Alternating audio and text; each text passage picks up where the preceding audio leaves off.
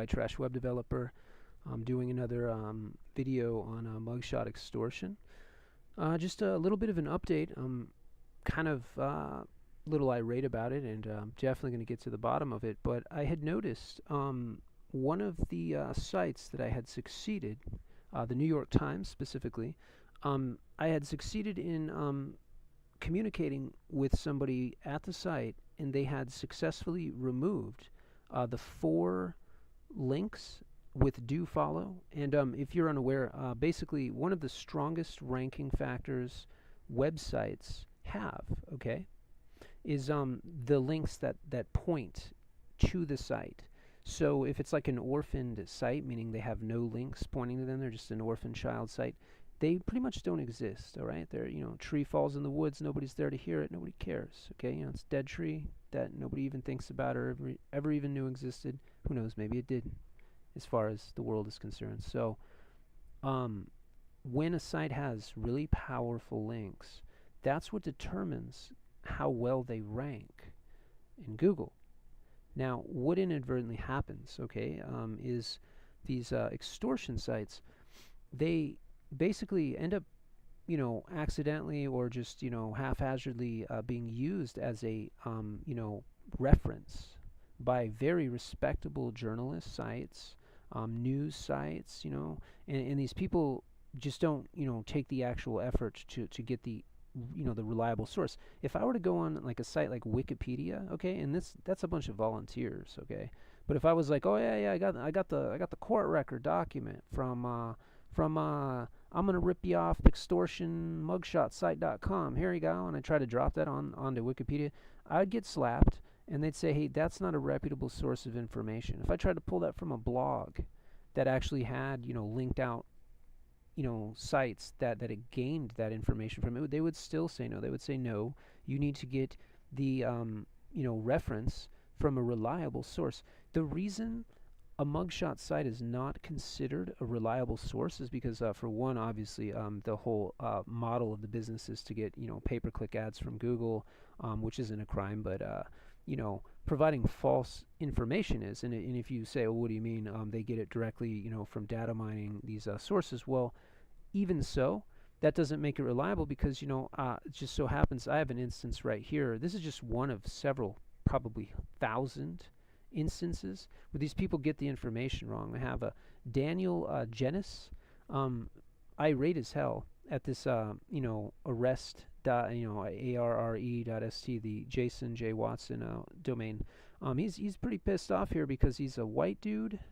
I don't know if you can see it right there, man. He's definitely not this dude in the picture. And he says, do you think this is me? I guess you don't Google first. So that is not the same person, okay? So Mr. Genis is getting negatively impacted because I guarantee you that search results in Google. So let's say that guy goes to try to get an apartment and they do a background check, aka they go to google.com and type his name in, and they see a record and they just neglect to look at it, and based upon their findings in Google, that man may not be able to get his apartment or his leasing agreement or whatever.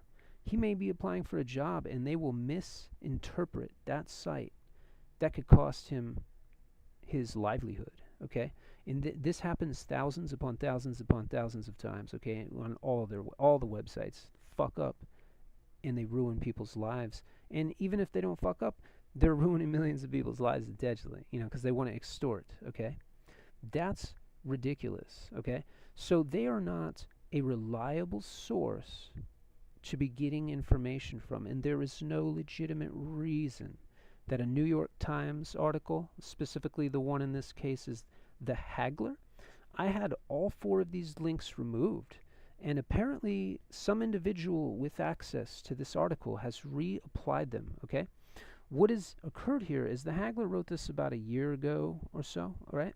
And these 4 links are dead links, okay? So the author, who no longer writes articles at the New York Times, the Haggler guy, he put these 4 links up there because he was under the impression that they no longer worked. For some unknown reason, he didn't just, automatically put the REL equals no follow, inside the the href here. So if you just put REL equals no follow, in quotations, it makes it so that the site gets no authority whatsoever passed to it, okay? So that's what should be, you know, done when the whole basis of the article is to spread awareness to the public about mugshots and how, you know, it negatively impacts people. I mean, that would make sense because you're not trying to pass reference, you're not trying to give authority to somebody that the author in its essence is discrediting, okay? So whoever's working there needs to really check into who is getting access to these, because they have some corrupt individual who is empowering websites. Because as you can see, this right here, this site right here, it's a crooked business that sells essays. Okay, so these people steal content off the internet, right? And then they sell them in like the form of book reports or something like that. Okay, as you can see. And then there's a couple other links like this Orlando Bondsman and the other two as well that directly link to the sweatbag criminal mugshot extortionist that just, you know, the Jason J. Watson that just bought the rapsheets.org, okay? And that dude is getting a crap load of domain authority because of this site. And I had it removed. I know because I'm not retarded. I went to the site, they had removed the links. A couple days later now, the links are back. Do you think I wasn't going to check? I mean, obviously, I'm trying to crush this dude. I'm trying to destroy him because he's a criminal and he's affecting millions of people. Innocent people as well. Millions of innocent people being affected by the negligence of this greed monster. He doesn't remove the links. When you go to his site as remove-arrest.org, okay, and you pay that man money, he puts the slander on another site. This is what all of them do. They don't remove jack shit, okay? They're fucking with people's livelihood, and they're criminals, okay? I don't care. I mean, you can say, well, that technically by the law, no, okay. You fuck people around like that, that's extortion, okay? Period. I don't care that you're utilizing some First Amendment loophole, and, you know, ironically enough, because if you did that shit in like a person-to-person setting minus the internet, that could be justifiable as the fighting words clause. And if it's something that I could, you know, willingly justify punching you in the face for, guess what? You wouldn't be allowed to say that. But because the internet, we're not in person, you know, that clause doesn't play. But check it out, dude. That's not cool. And these websites shouldn't be implementing that. Period. That is not a reputable source of information. In any website that wants to, you know, pass themselves off as a respectable, you know, news coverage site, should be ashamed of themselves for using that as a reference, okay? And it's also a great thing, you know, for any of my buddies that are in, you know, the group that is against these individuals. One of the greatest tools, and these people are awesome, these SEO review tools people, I love their site, they're amazing. I would buy the full version, you know, as soon as I get some money to get, I'm going to. These people rock. Like, this is the best one right here, period. But you can do like a backlink search, okay? And you know, in this instance, I used mugshots.com because that's the one that these, you know, the group that I just joined. They're implementing, you know, strategies of, you know, effective attack against them.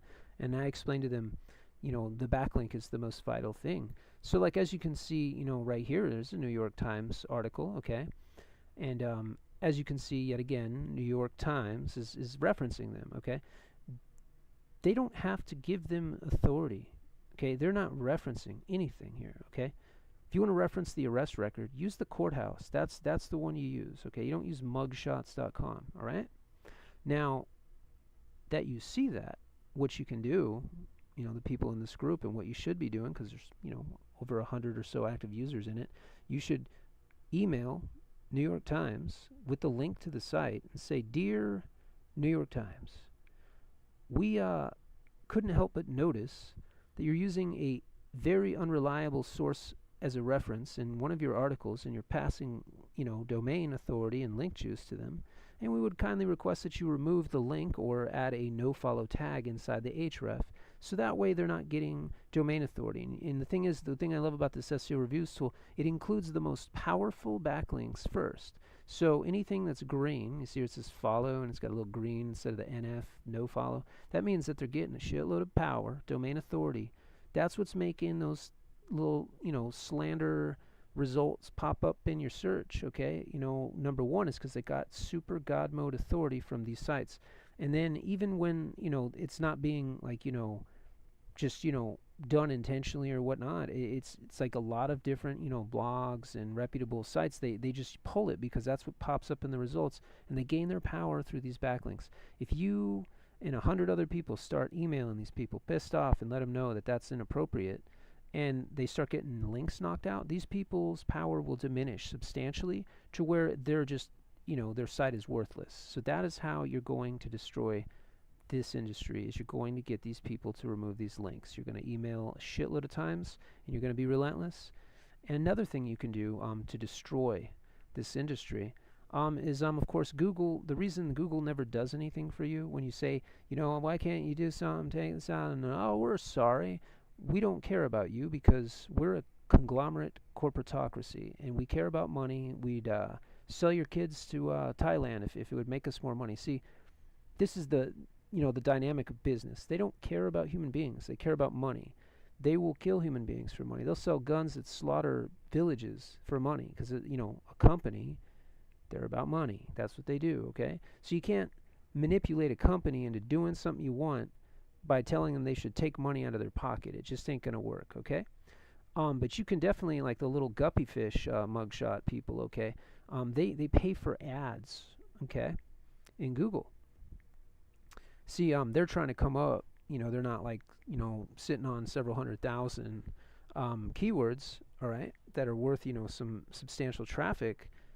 So they're just, they're paying money because they're trying to get in this industry. They see it booming. So you should, put your cigarette out on their eyeball. And the way you do that is you, right here, we got mugshot removal. This is keywords, Google AdWords.